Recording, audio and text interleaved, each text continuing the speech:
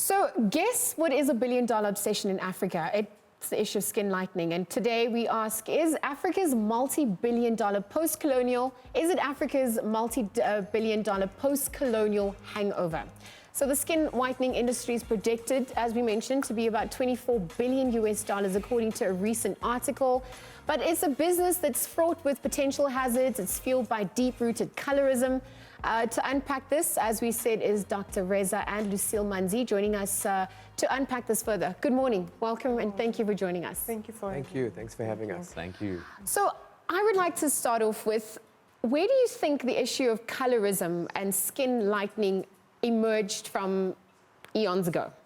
I think it's just a little bit of psychological background. You know, people want to be accepted, but at the same time, they want to stand out. So depending where you are in the world, people will look for ways to be different in a way that they think will look a little bit better or a little different. So if you go, let's say, Northern Europe, people want, you know, you walk around looking darker, they go, wow, well, look at this, you know, like, because it's different.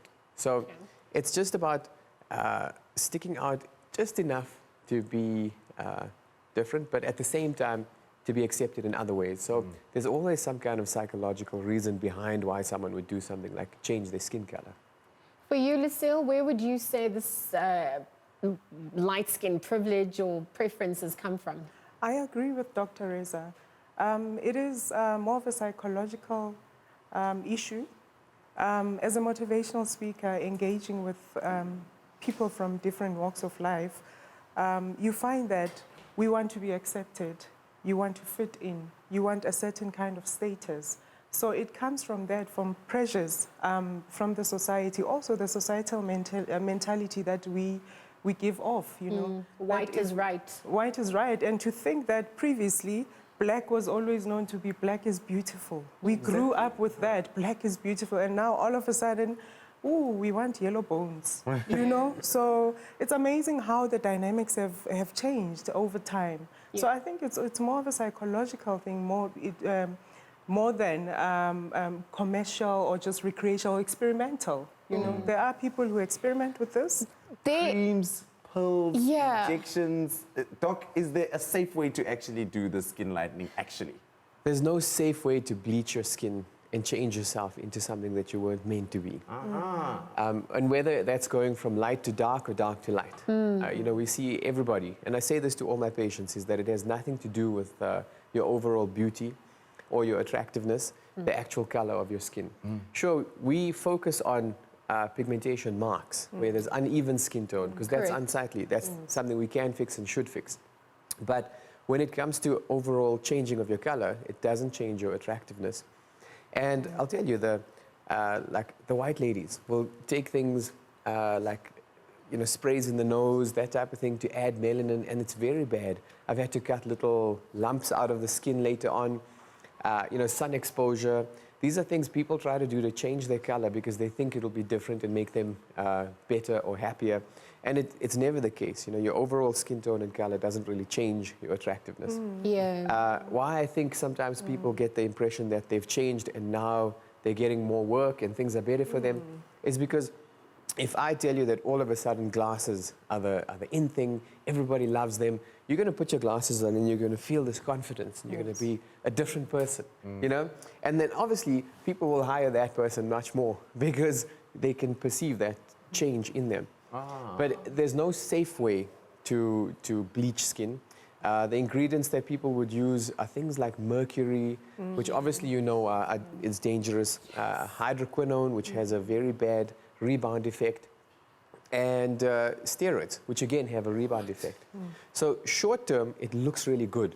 You know, you can see the change, everybody feels happy. But I can tell you, the idea of yellow bone, it's like a short-term idea, it's newish.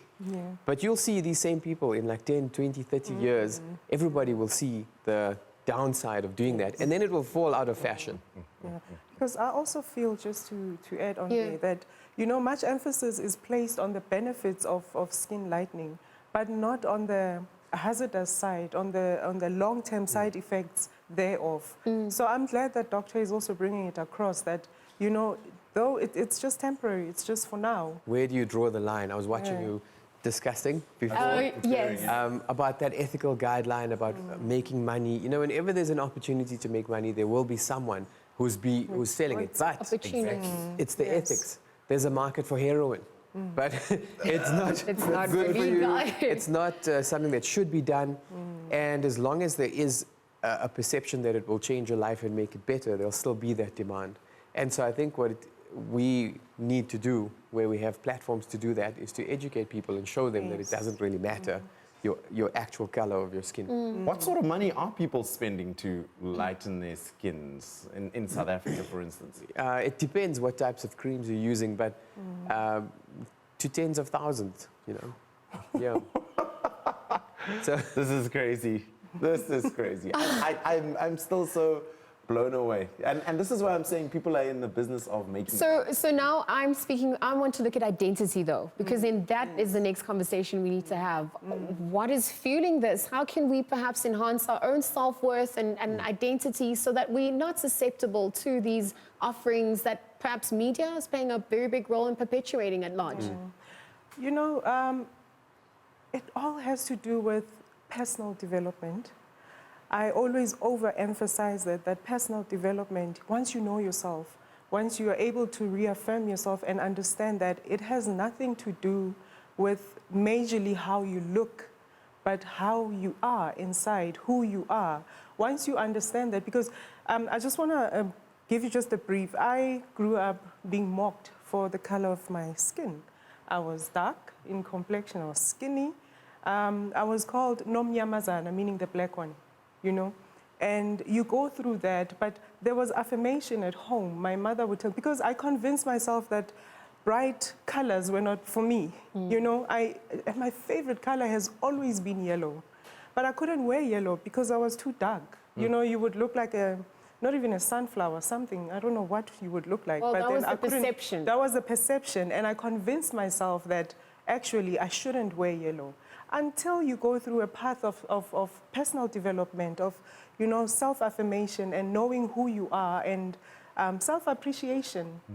It's not easy, but I feel that it starts at home. We need to be, especially with the young ladies, you know, as parents, as families, we are the first point of contact for our children. So, and we should be first role models, so to speak. So we should be also careful of how we speak about ourselves and others to our kids, to the ladies we interact with, you know, appreciate each other more instead of putting each other down about, you know, because it was the weight issue first and now it's the color thing. color. Lucille, thank you so much. I appreciate it, Dr. Reza.